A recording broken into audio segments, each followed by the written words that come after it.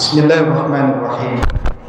Ketua Presidium Majelis Ormas Islam Kiai Nazar Haris, para pimpinan Ormas Islam yang mulia dan terhormat, calon Ketua DPD RI Wilayah DKI Jakarta, Kiai Haji Madani, para alim ulama, para habib, para habaib, para pejuang dakwah, para pecinta NKRI, para perindu Rasul sallallahu alaihi wasallam. Uhayyikum jami'an bi tahiyatil Islamil khalidah wa tahiyatul Islami salam.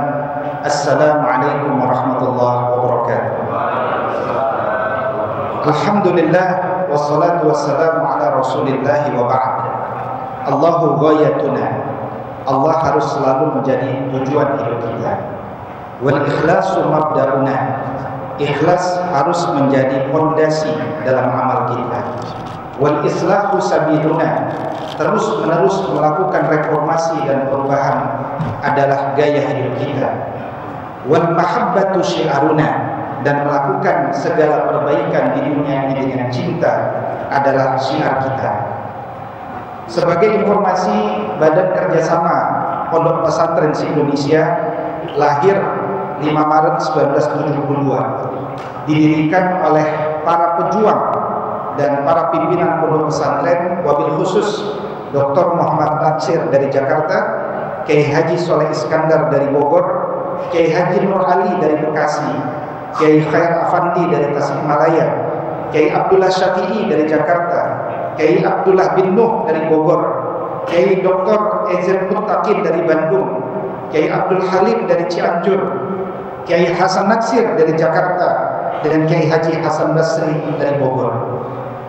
Sahabat seluruhnya, Al-Quran surat Asy-Syura surat ke-42 ayat 13 mengingatkan kepada kita, A'udzubillahi minasyaitonir rajim. Syara'a lakum minad dini ma wassa bihi Nuhan walladzi auhayna ilaika wa ma wassayna bihi Ibrahim wa Musa wa Isa.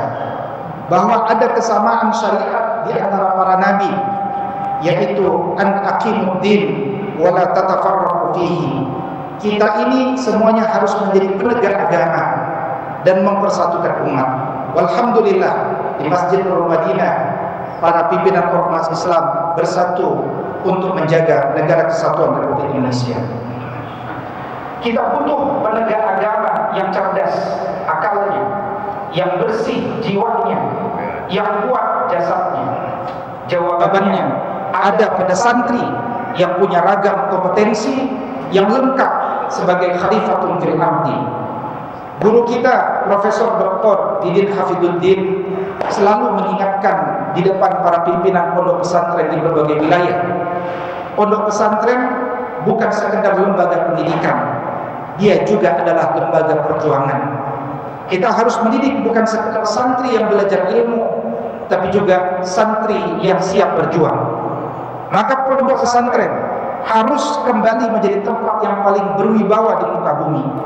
Bahkan politisi jika bingung, dia akan mencari pencerahan dari pondok pesantren, mengambil semangat dari kisah Ahlus Suffah yang memilih tinggal di pelataran Masjid Nabawi hanya untuk mengambil ilmu dari Rasul sallallahu alaihi wasallam.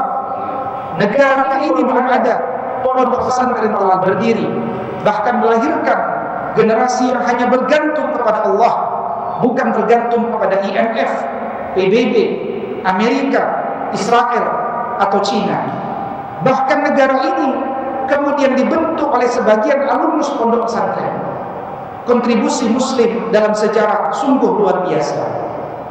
Kerajaan Islam Siak di Riau ketika bersatu dengan NKRI bukan saja mempersatukan kerajaannya, tapi memberikan 13 juta gulden sebagai modal dasar negara kesatuan Republik Indonesia. Pesantren muncul pertama kali ditengarai dari kerja besarnya Syekh Maulana Malik Ibrahim di desa Gapura, Gresik, Jawa Timur. Dan kontribusi berikutnya begitu banyak. Di antaranya Habib Abu Bakar bin Ali bin Abu Bakar bin Sahabuddin tadi telah disebutkan sebagai seorang pendiri Jami'at Khair. Jami'atul Khair adalah satu di antara madrasah modern pertama yang guru-gurunya diundang dari Turki, Kiai Surgati dari Sudan, Kiai Surgati dari Turki, dan seterusnya. Rumah proklamasi yang dijadikan kemerdekaan negara kesatuan Republik Indonesia ini adalah milik pejuang muslim, saudagar muslim, Faraj bin Said bin Awan Martak. Kita juga tahu bahwa ada Habib Idrus Salim Al-Jufri yang dikenal sebagai inisiator warna bendera menjadi merah dan putih. Kita juga kenal A.R. Baswedan sebagai satu di antara diplomat ulung pertama Indonesia, bahkan berhasil dengan karyanya Indonesia mendapatkan pengakuan de jure dan facto yang pertama dari negara Mesir. Tapi kita juga perlu tahu bahwa Baswedan, kakek daripada Anies Baswedan, adalah sosok yang sangat sederhana, tidak pernah memikirkan materi. Bahkan sampai akhir hayatnya A.R. Baswedan tidak punya rumah. Dia dan keluarga tinggal di rumah pinjaman di dalam kompleks Taman Yono di Jogja, dipinjamkan oleh Haji Bilal Atmojuwana sebagai pejuang revolusi.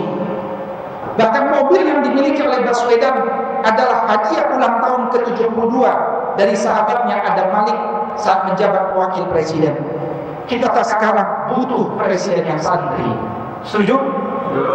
Kita butuh presiden yang menegakkan peradaban, yang berawal dengan menegakkan adab dan etika.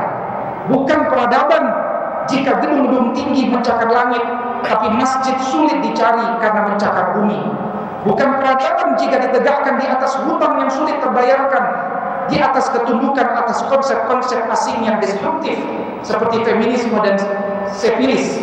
Kita butuh presiden yang santri, presiden yang negara pertama yang akan dikunjunginya setelah terpilih adalah Palestina, presiden yang berkomitmen menghapus 390 miliar US dollar, menghapus beban hutang setiap bayi yang tidak berdosa, tapi setiap lahir dia telah memiliki hutang 29 juta. Presiden yang berkomitmen menolak segala faham yang bertentangan dengan Pancasila seperti LGBT, bahkan tidak pernah lagi menerima diselenggarakannya kembali konser Coldplay yang penuh kampanye LGBT dan seterusnya. Dan itu semua akan lebih mudah jika negeri ini dipimpin oleh seorang santri. Karena itu mari kita wujudkan bersama calon-calon pemimpin NKRI di masa depan dengan revitalisasi pondok-pondok pesantren kita. In uridu illa al-islaha mastata'tu fa idza azamta fatawakkal 'ala Allah hasbunallahu wa ni'mal wakil ni'mal maula wa ni'man nasir. Assalamualaikum warahmatullahi wabarakatuh. Waalaikumsalam warahmatullahi wabarakatuh.